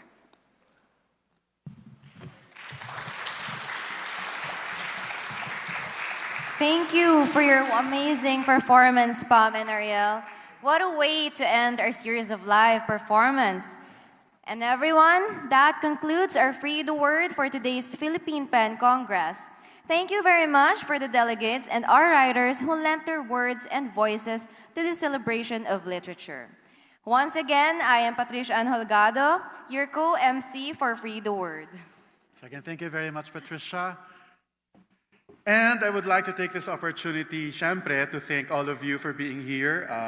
This is very significant because of two things. Number one, this is our first ever hybrid Congress. So it's been a long time since we last saw each other. Medyo na-tense kami kanina kasi parang kakaunti ang mga dumating. But right now, medyo madami na tayo. So I believe we all deserve a round of applause. Again, maraming salamat for trooping to the Cultural Center of the Philippines and joining us in this significant event. At syempre, sa atin ding mga virtual audience members, so maraming salamat din for spending your afternoon with us. Sa ating mga audiences sa Zoom at sa Facebook Live, salamat gid for being here. And also, this is very significant because this is the first ever Philippine Pen Congress after the passing of our founder and national artist for literature. So ladies and gentlemen, let us offer a moment of silence to remember and to pay tribute to the Philippine Pen founder and national artist for literature, Manong Francisco Shonil Jose.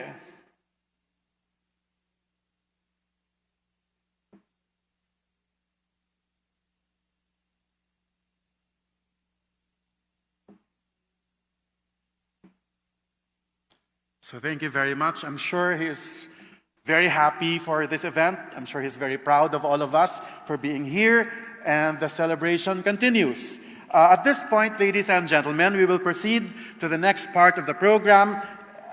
And also, you've been hearing our artists, writers read their work. The books are available for you to buy and have them signed by your favorite authors. So we now formally open our book selling activity, and to do that, we would like to welcome Ms. Beverly C., Ms. Bebang, to introduce the book fair as well as our book sellers. So Bebang is representing, of course, the Intertextual Division of the Cultural Center of the Philippines. And yes, she is also a new board member of the Philippine Center of International Pen. Magandang hapon po sa ating lahat. Maraming salamat po sa inyong pagpunta sa Philippine Pen Congress 2022. At masaya po kaming lahat na makita kayo rito sa ating tanghalang pambansa. Ito pong ating event ay ang literary offering ng Sentrong Pangkultura ng Pilipinas ngayon na ipinagdiriwang nito ang 53rd anniversary. Ang September po ay ang anniversary month ng Cultural Center of the Philippines. So, bilang tugon po sa laganap na red tagging of authors, book banning, historical distortion, at fake news sa social media, we have organized the Philippine Pen Congress Mini Book Fair. So, narito po ang ating mga libro, ready for your purchase. Narito po ang mga kasama sa ating book fair. Unang-una po ay ang CCP Bookshop. Narito po sila. Led by Miss Bell ng CCP Marketing. At ang sunod naman po ay ang Aklat Alamid. It's a Mindanao-based children's book publisher at kasama po natin ngayon ang owner nito, ang manunulat na si MJ Tumamak. Mula pa po si Jensan.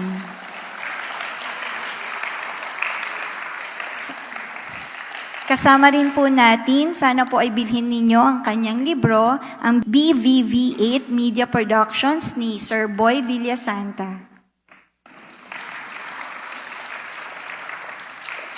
At kasama rin po natin ang Milfores Publishing. Ang Milfores Publishing po ay Pasig-based na independent publisher at tampok po ngayon sa kanilang book sale ay mga libro ng Philippine Pen President natin na si Charleston Ong. Promote.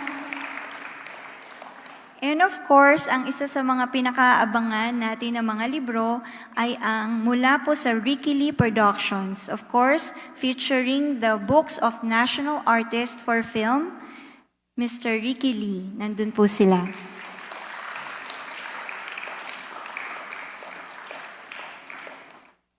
And of course, kasama rin po natin ang UST Publishing House. Narito po sila. They are led by Deputy Director Ned Parfan.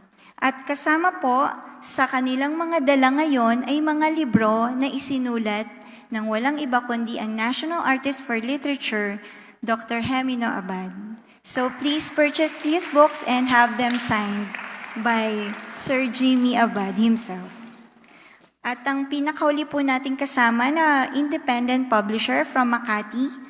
From Makati naman po ito, The Good Intentions Publishing. Ayan po. So I hope bumili po kayo ng mga libro. Please help us advocate truth in the telling. Please help us advocate the power and the pen. And on that note, for today, The Good Intentions Publishing organized a special feature of the mini book fair. The Good Intentions Publishing is launching a literary journal today. To introduce the book, may I call its Managing Director, Ms. Muki Katigbak Lacuesta. It's an honor to be introducing this journal, which was actually our pandemic project. This started 2 years ago, and to actually see it, to see the project's fruition is really heartwarming, and I'd like to thank you all for being here. I'd like to talk briefly about the journal, but I'll start with the name. Luna means many things. The moon, a great painter with a tragic flaw, a fierce general, even the mad light poets write by. But at the start of the pandemic, when the future was a vast unknown, the moon meant ambiguity. A light remembered, not necessarily felt or seen when we were locked down at home.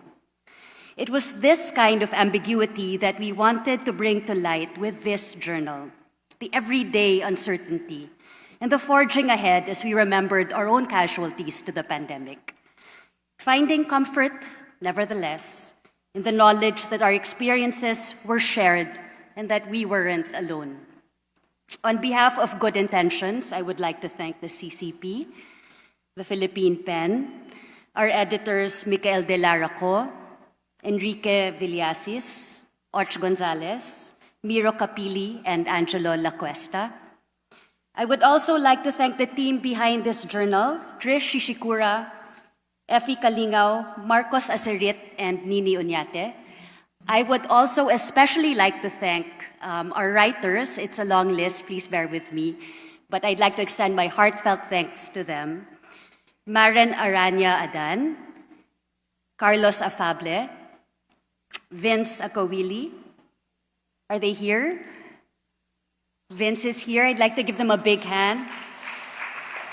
Gabriela Baron, Greteng Barredo, John Bengan, R.R. Kagalingan, Paul Alcoseba Castillo, is he here?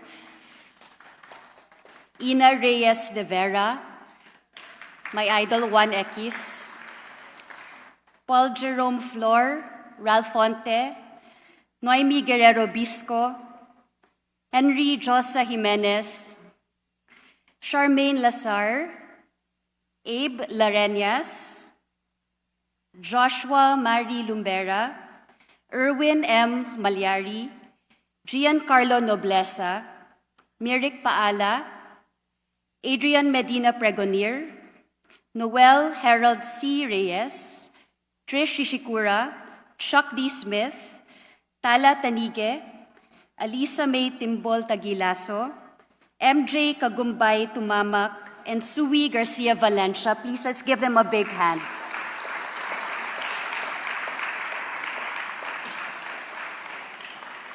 A special thank you to Ariel Magno and Pam Sanchez for being our readers today and for providing really a remarkable performance of the work of Sui Garcia Valencia.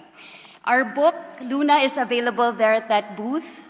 We're proud to present it and proud to ask you to really read something heartfelt and something that carried us through such tough times. Thank you so much.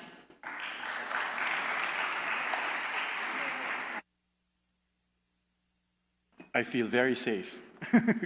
So thank you very much, Muki.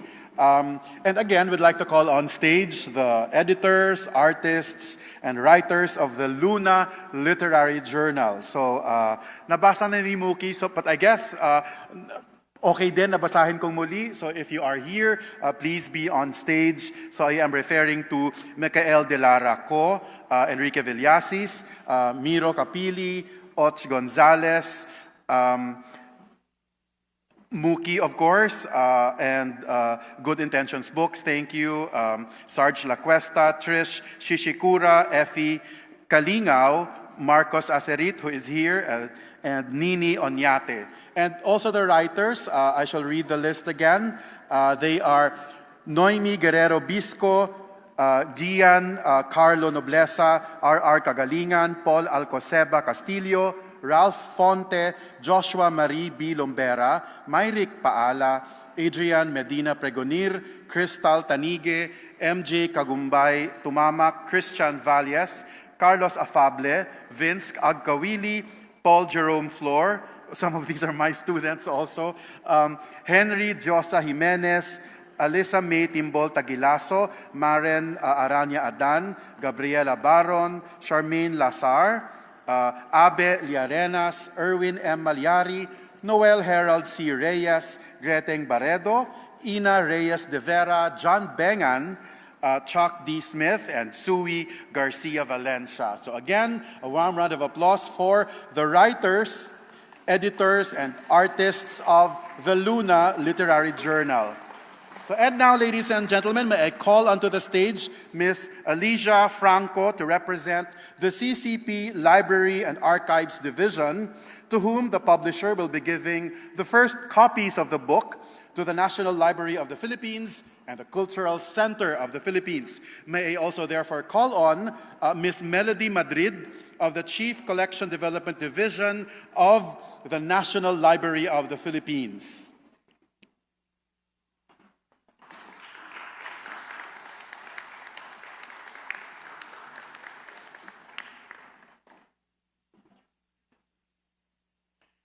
Congratulations. So again, today we are also launching the Luna Literary Journal, and it's available on that side over there. So you may get your copies later and have them signed by these wonderful artists who are on stage. At this point, ladies and gentlemen, again, nasabi na earlier today, marami pong mga libro nandito ngayon. Most of the authors of these books are also here. Hanapin na lamang po natin sila and have them sign your books. So we highly encourage our attendees to buy books at the book fair and have them signed by the authors present today. Ako po, kanina pa bumili ng mga kopya ko.